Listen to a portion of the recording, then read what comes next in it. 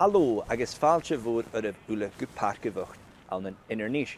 Is mise Iomain Stewart agus haine urim fáilte chur go seo program sánaite Mhòd Camanachd ag bhód son an chuman Gaelic agus Iomain Cholmcille. Mar is ac in hu go Coronabhi bua bhór beanin fad agus was spórs na Gael na mes go joch. Mar sin na náte Cupa bhód a bhíh a chuig na heo chiad de sarnin jim bhód da skip Iomain inarníis. Has na toirt program bhain de scéalachan agus fislachach ma dhéad Cupa bhód sin agus súl na Camanachd allan 2020.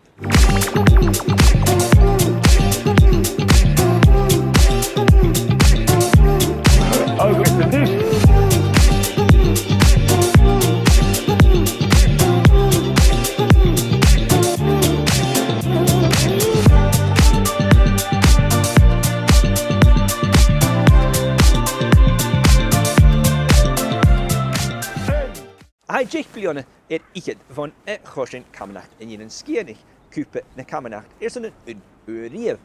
Agen skippe vis a koechen hioig parkebach gach de sarnia skippe inarníis.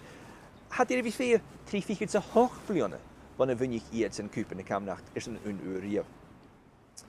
An Jean na wain sin gu inarníis unwa blier chorigen? Well, ha fair vis a gober gudji gloch kori squad woord je coachchen is dunje sur hoch dru McNeil a chosin in Cupa heen leis geristen maar hoogter is maar manager fiachin gudjan het uitvoer een chinianu.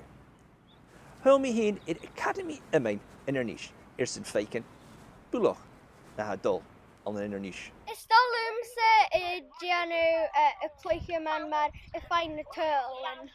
Stolum a cleiche agus stolum a fan turlin agus stolum a fantastic like shooting and tackling. Is stolum nura ha dunia hutsin. Active nudge people. Stolum a nudges. Gianu a fine turlin. The thing about Shinty is you get to meet your friends and it's fun. I'm Drew McNeil. I would imagine I'm probably the development coach, but yeah, manager, coach, kind of thing. Development Shinty in Inverness. Moved to Inverness about 25 years ago. So I've been there ever since, but initially I've always been from Harbour, so when I came to Inverness, played here for a couple of years, and then when I halfway stopped playing, I just thought I'd try and pay back Shinty to, well, you know, I got so much out of it, I just wanted to pay back. Well, five years ago there was virtually no primary Shinty in Inverness. There was certainly no primary school Shinty in Inverness. There was bits and pieces, but it wasn't joined up. So what we tried to do was we tried to get into primary schools under the Inverness Shinty Academy, which we created. Inverness Shinty Club's now a charity as well. And the idea was to go into primary schools, have school teams, and then bring them to Inverness Shinty on Saturdays to the academy sessions. So we're in full time in about 14 primary schools. If we had more people, we would actually be in more schools because more schools want us. We've got 40 plus coaches, just community coaches, yeah. Siapad hunam fudachan in Indonesia is through the valley acum as a vunschool agus through the valley at dol saklicha show. Of course there is Mhòid Shikorum was of ma show. A sculptin ite jawstje an in Indonesia show punsko Gaelic Indonesia fioine level credo hall dal ne Hilton agus sculptin ile kuchach is Coronabhi miskahi shen is gene leistig in the skillan Iomain Iomain gewil torklinje chin son Iomain aig an Indonesia or rief karo kusklinje the chin son click Iomain. In Connie Balcosha, you know, rugby scala. Dan beacht het Iomain or ha een tourist je chin as een brenigin de chin die barach dunyakin. The club ethos has been, and the board ethos is that we actually are really just looking to make Inverness a city that has Shinty, to be honest. The upshot would hopefully be Inverness improving our teams, but we're not that naive enough to know that we've got some. We had before our COVID outbreak, we had something like 400 plus primary school kids playing Shinty every week in Inverness. So we're not naive enough to think that Inverness won't always be the only team in Inverness. You know, and if players drift off to other local teams within the Inverness area, then that's just what's going to happen. But our ethos is actually, it's Shinty for everyone. So we want it to be a mainstream sport in the same way football you would see it here. You know, we haven't broke 100 here on a Saturday, but we will at some point. Obviously not doing it just now with COVID restrictions, we need to look at our numbers, but you know, we just want as many kids playing, and we're wanting them to play at all levels. We don't have any pyramid system. It's everybody plays, equal opportunities, everybody plays as much as they can, basically. Rúcu mis hocu mis an eisitua agus charo Iomain aig an hen itcher charo iawn na va mise fa suas ach ha mi vi an ilanis son ma fasker fiker bliadhna neist agus hoisich a gies balachakam agus na hoisich na gilen as bunskol Gaelic va hoisich at kluche Iomain an hen agus wat bliadhna an hen ach charo go leor coaches an wat gawn agus hoisich mi ddíreach cuitce amach agus nuair san bha míos cúrs agus ddíreach cuitce amach lína clúiche agus nuair san hoisich sin híos na heo cuiteach. Persanta maith bhí colin bailachacham agus úne colir i chéile ach cuiteach maith bhí féin amach agus cuiteach clown ile as a dúich agus maith ddíreach bhí mach muiche slám a seoch an Coronabhi. Agus a bhfuil cóirigh dahar a bhí gad coachach? Yeah, ha, bhí cuiteach ag an scáil an táiseach, an is ha cuiteach ag an academy. In rud a seoir láat am íon Iomain? Se surin út a féin mar rough, chan mar bailcáise, chan tar rialtin ann.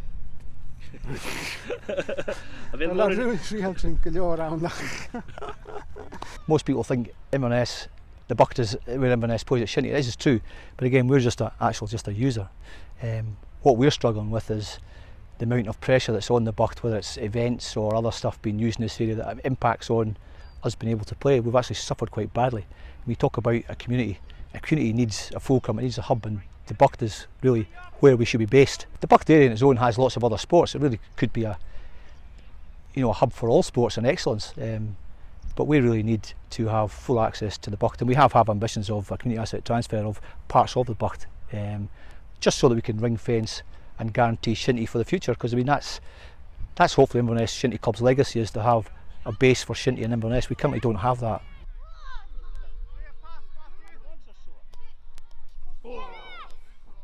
Ha rab Richie a mes kuch in a hennemin as klútje aan een echte sports en geel.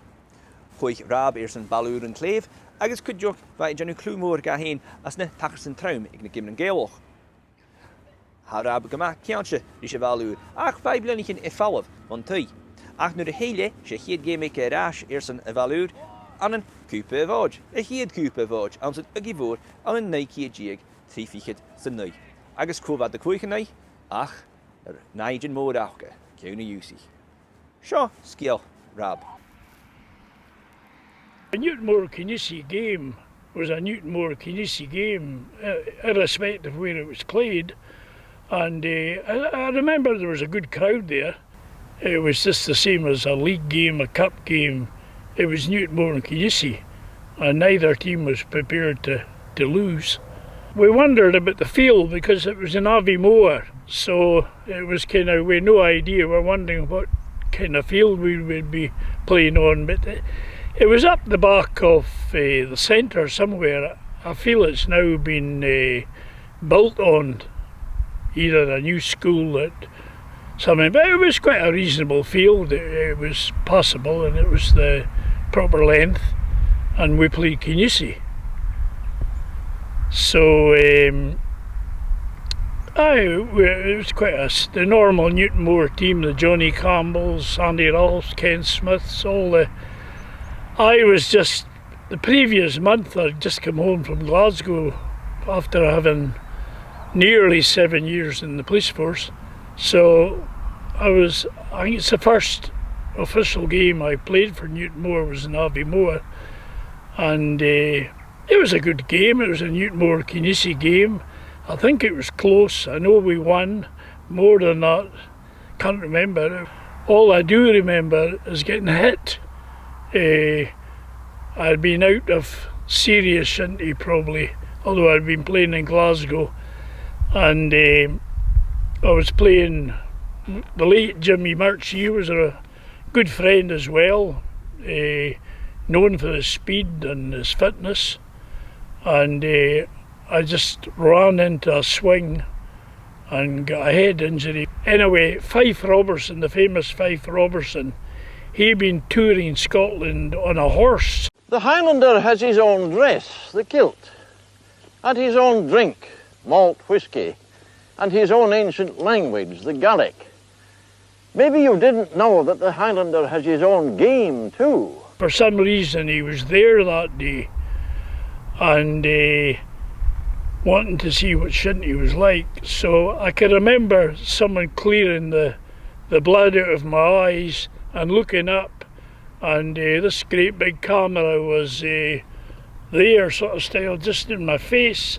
But I can always remember Fife Robertson with beard and his, I think it was a fore and after he wore, saying, either said it's a rough old game, it's a game of Camanachd, or it's a dirty old game. Can't remember, but words to that effect. So I didn't forget that. He'd been touring the Highlands on this horse, which I don't think the horse was there, not that I remember, but he was there.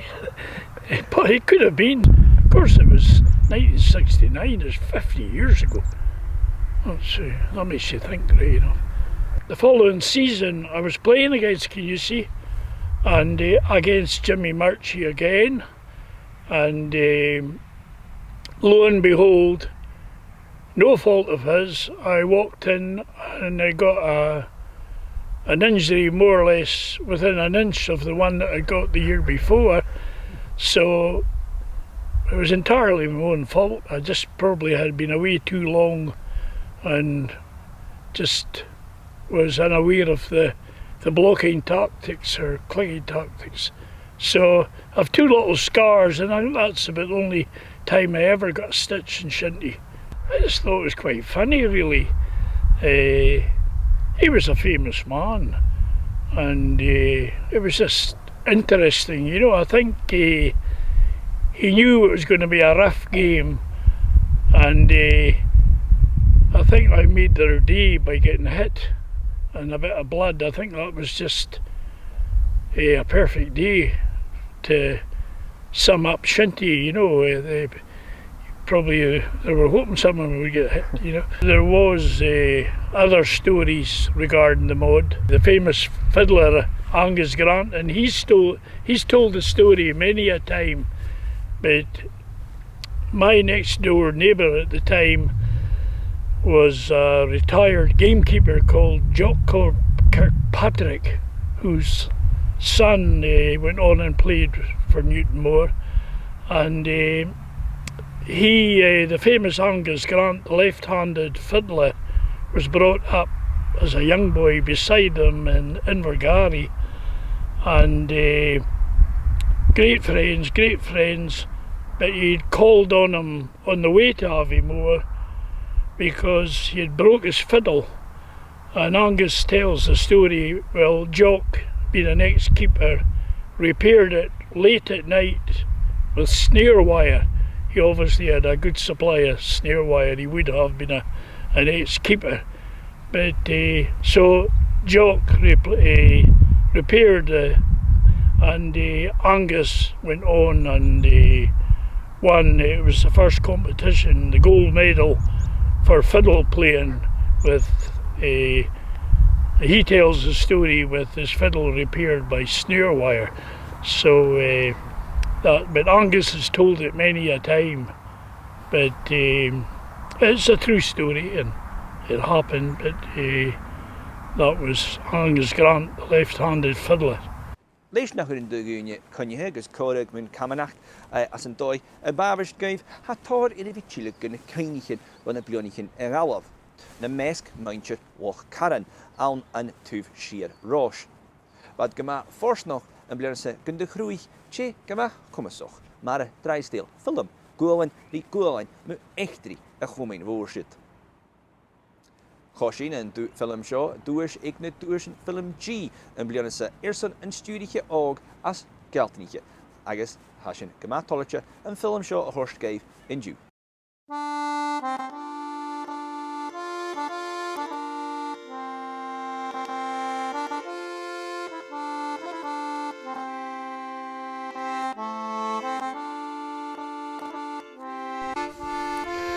De raim a chuireann bíol loch caran. Áte ha enimichte in jai cruibh tapi a hal bhúchfór don bhéal.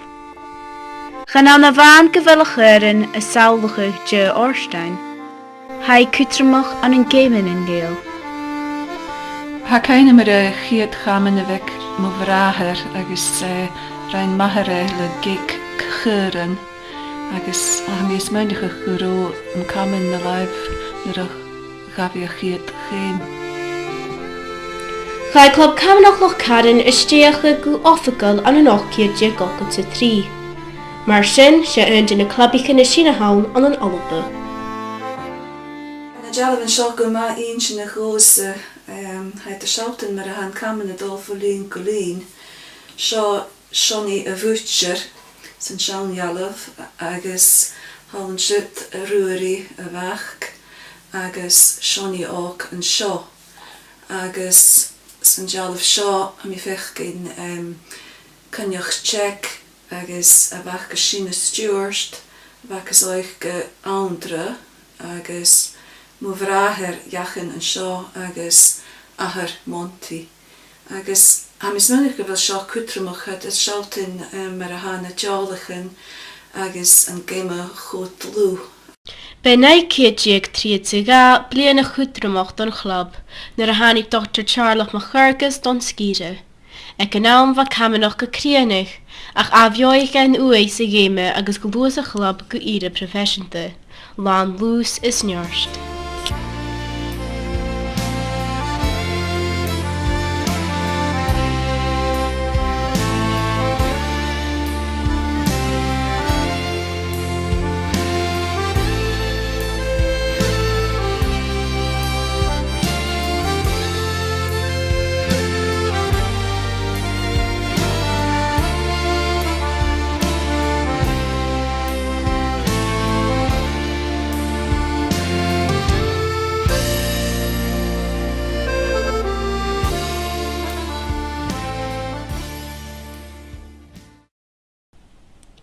An na nai céideag tríad sa cóig bha géime echtrial idir loch caran agus cabar fé in géime Jubilee.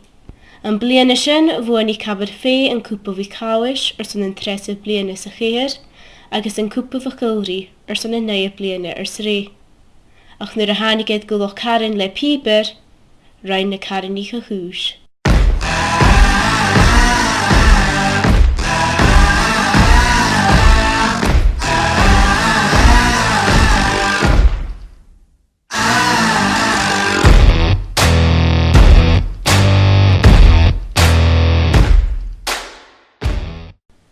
Go echtrial ha loch caran ar a bhí cleich ar fear go bhatarí, agus ha echtrí látir ag a fear céin. Sin fear an ró an Ross Mountain bhatarí a trénig ar san cocach. Haar na blianachan ha imimeach buanach ar a bhí a chlub. An na naicéideag 60 bhuanigid cúpa macúrai, coig in ag balla ur sléif. Chosingid cúpa catabh, coig trip, straféirin, dích turas, Guharit an a naicéideag gogad sa trí, bliana cainighan an ciad bliana ar a fear gúr. Cúpa balla mhór, naicéideag 9 agus 10,000 sa gá. Mar imid a club eile ar a ghéaltoch, ha blianachan sarafachal ar a bhean agus blianachan daribh. Ach haar na húla ha sarchlú echtrial ag loch caran, mar club carstal, cór is onarach an sil na Camanachd. An bliana 2009 a bheoich an club ríist, nuair a chostin géad líg an san dar a rún a tua. Bé, a géan crúi ach rein sin tí féach agus sin é.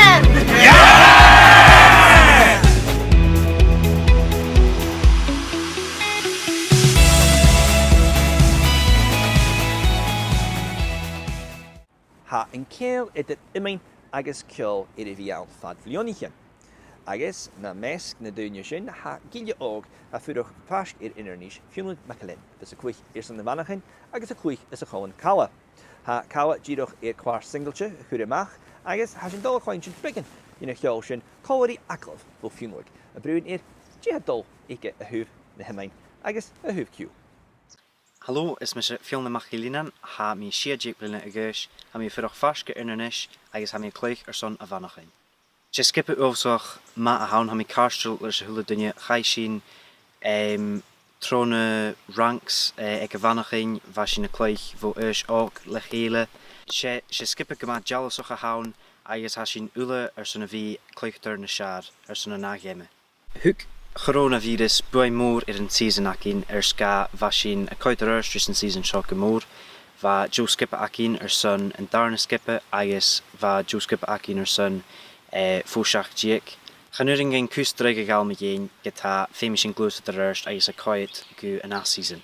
Ha mi kleichers in a vannaching ska gleich mahar son a vannaching agus gleich mankeler son a vannaching agus sé en inskippe ha mi joloch het. Ik maak kuter mag rosse een vriend Gaelic maar njach ook ska se parstmorgen in gulter akem is ha ma vi gavrin famous gachum of jo zijn naam zo is ha maak kuter mag gewel sin gavrin nu surnin Horst farpisch je koers nog room gemoor ska se jo chorm avaun je gloich is Gaelic a glachkig zijn aatje is se glé anu en uringe sin igénu so hort sin rum gemoor. Na daine huk bui orm son a cheol se Robbie Greg a haun.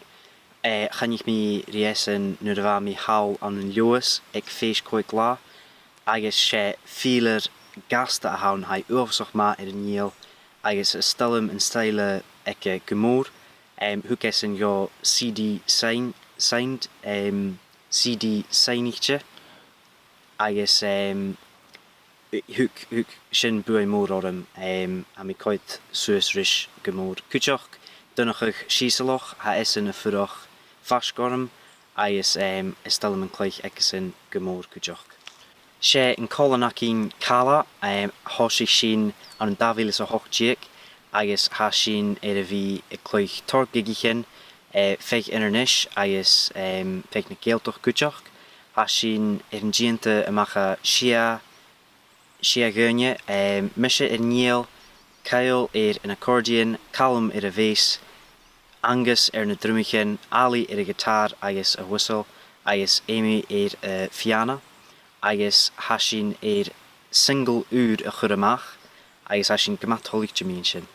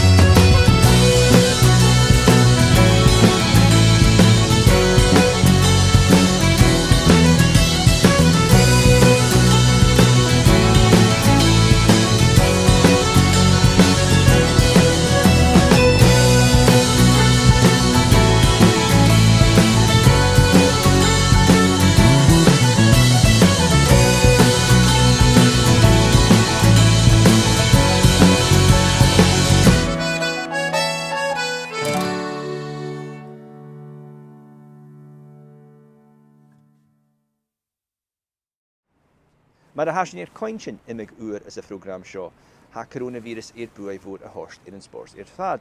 Agus guharai va Camanachd nan ban na mesk. Carnian spors a ha fast gemór as ni bwni hynny galaf. Agus ag chis fi in the lacing sin ha bod noch sonach vial. Lisa Norman Nicola. A vis in sas vishe club Iomain Oberdoer. Ach kujok ha Lisa Giunsig begin Gaelic. Sure begin for Lisa no ye na dob on soon the Camanachd and be heen agus mar a dolly levi Giunsig canon and Gael. Smisha Lisa ha mi yn Fifa ha mi a cloi Eerson Oberdoer. She office spores a bonum ac yn eich she fricadyn cloenye a bonum. Washig mi shia miasen is lockdown le nori agus mara. Stola Gaelic ska Kian Glachen, Rish a culture, agus spores aken. In Tuirvas, Obroch, Kassen de Cativa, agus ha Kirsti Straken, a Genevieve, Tor Opahma. What was of most benefit when I was learning? Probably the fact that I've decided not to do things by halves, so as I don't. I signed up for the Gaelic course with Nori, but I also signed up to do the Shinty Gaelic course with Mara, and I was doing some Duolingo as well. So the most benefit was probably getting it from a few different angles. People always say that as you're getting older, it can prevent early onset dementia, but it's also just nice to keep the brain active, especially I started learning during early lockdown, so it was just nice to have another activity and something to focus on. The one thing I missed though probably was going to Casg Fiva, was the chance to just chat generally with other people. That was a big difference, and I think that has a huge part to play, and that's probably what I've missed most. Oh, well, there's an awful lot of challenges, but I suppose as anything, we just have to maybe see them as hurdles that we have to overcome. Keeping people engaged. We did an awful lot of stuff during the sort of full lockdown. We competitions, the committee themselves got involved in a fundraiser, which was really good. I think not knowing when we're going to start or going to be able to start Shinty again or leagues is difficult. And when you've got no time scales, it's hard to convey that to people, because people always want to know what are they working towards. I think the important thing is to remember that at some point we will be back at Shinty. We're all looking forward to that. The great thing is people are starting to train again. People are enjoying engaging with their club members and their teammates. And I think if we focus on that and just get people back enjoying Shinty, playing with their friends, having a hit about, getting a chat, I think that at the moment is probably the most important thing, and what I'd be encouraging everyone to focus on. And when the time's right and ready, then we'll be back on the pitch and the sidelines. Probably so many moments, but there's a few that probably stick out. As a player, 2014, and it was probably my last full final season I played before getting married and having kids, but that year I achieved pretty much everything with my club, representative area and country. We won the double League and Cup with Glasgow Gael. I captained the South winning side for the first time in a while, and we won the international. So 2014 was a really memorable year because I was involved in lifting every cup there was to lift the women's Shinty, which was just a year you'll never forget. As a manager, I had one of those years last year, 2019, for Aberdour, a year we won't forget for a long time. It was sort of 18 years in the making then. A lot of young lads that have come through from 5, 6 years old, been playing with the club, to playing and winning South Division 1 was a really memorable experience, and one I definitely never forget. As an administrator, I suppose my role within the WCA, you know, it was just the other week, I was asked to tot up the growth in the women's game and the numbers, and actually I look back and realised just how much we have grown. In about 2012, there was probably around only about 150 players, and we're now close to 450, 500. So, you know, that's a huge growth. It's not just me. I've got an incredible committee that works behind me, and an amazing group of volunteers. And, you know, without them and their drive, Iomain Shinty wouldn't be where it is. Well, we were due to play in Falkirk in 2008, but it was rained off. However, I was actually involved in a GMA team in 2000 in Dunoon, and we played on the Mhòd Cup weekend in Dunoon at the stadium against an Irish team, which was an interesting experience, and I'd not long been playing shinty, so. Sore, yeah. I think I fractured my arm that day, and I never got it seen to properly, and I've still got the bone lump to prove it. A bhíonn mé an socialta fit an away clú a dhéanú gaibh hain le videoin mé dhéon bé an Camanachd agus mé dhéon sláinte ancient sa spórs.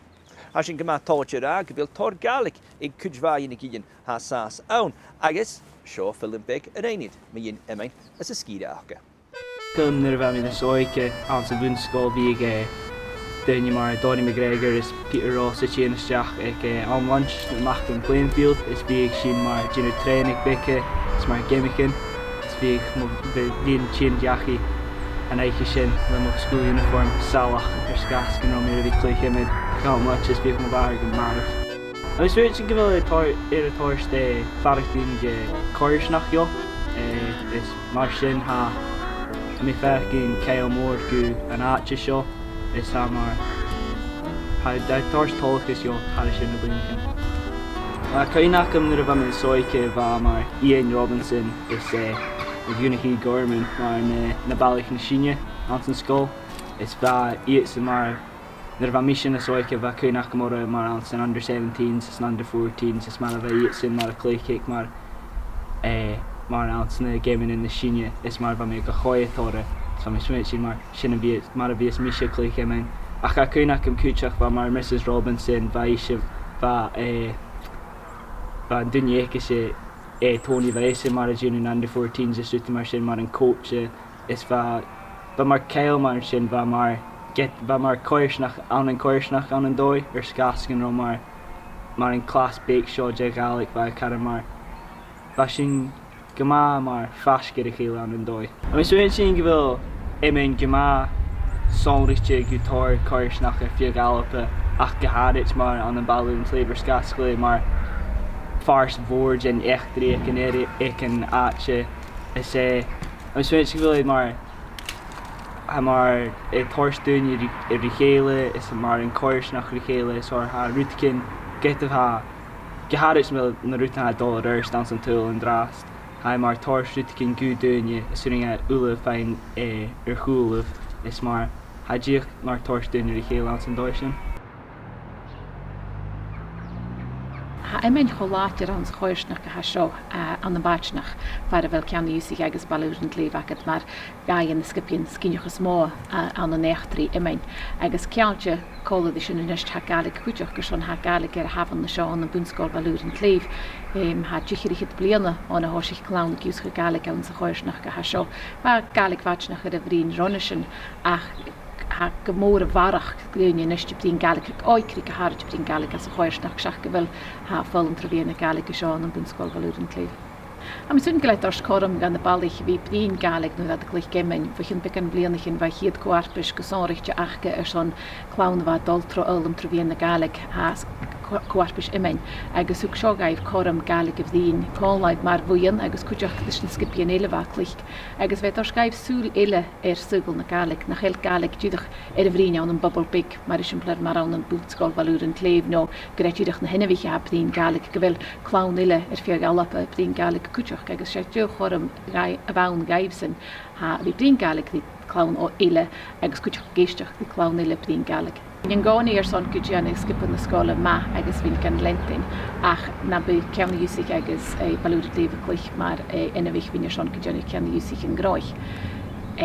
Há rivalry mór itar an dá skipa ann san náte agus chana cútethe as náit seo hús go bhfuil sinnta a bh chreitin go nuair an gút bhí lentin balúr an léomh agus a lentin ceanna úsich ag an nám ach seach an dlóis me straach an náte agus chaneil mí nám ar local mar sin suir an gása ha bic an carta sa bheachan sin dáthúh. Bhai dyr y clich son fel yn tleid nyr fa me lentin ceanna úsich ach fa mi has a gina mw gíchil nyr fa me clich yn ag i ceanna úsich. Fa carat sy'n hast ac yn fo ceanna úsich agus nyr fa me clich yn ag i nyr fa me clich son fel yn tleid charo sy'n ffyrste ach fa mi has a gina chw mas a sy'n go. Bhai ma sy'n gw yn sgolbad yn tleid o'r fan y carat sy'n ac agus fa me clich Iomain agus ac yn un awn fa mi hast a Cynsi Gaelic. Hai mar ha Gaelic agus Iomain agus a fi ulig mar iacht di alpe agus ha seo mar hai ma a gra gysurin godin y hylrich.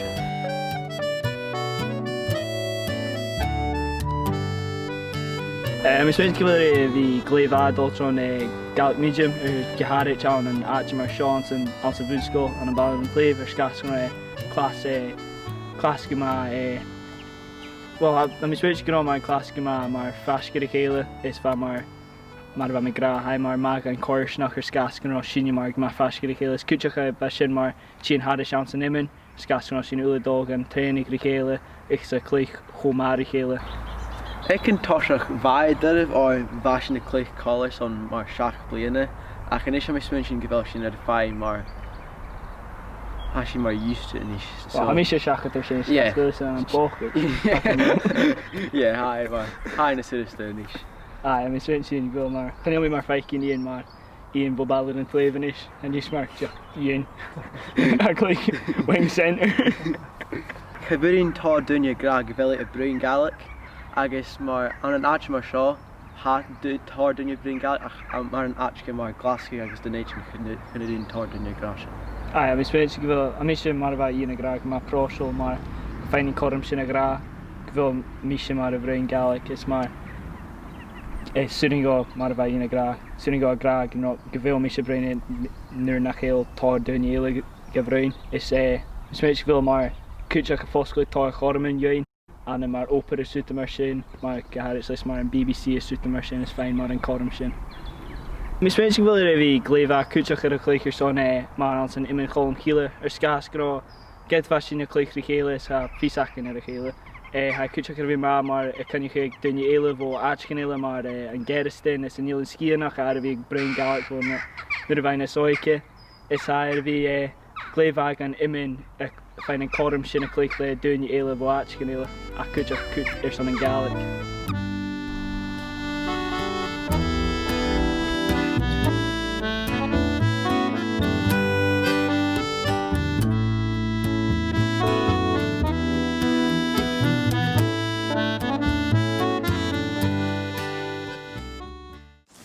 Hashin yn dochus gyfil yn program sio i'r cwrdd y greif, agos hashin cydioch yn dochus gynffecsio ule slán is sabaltse ag Mhòd yn yr nish an yn 2024 sa hwn.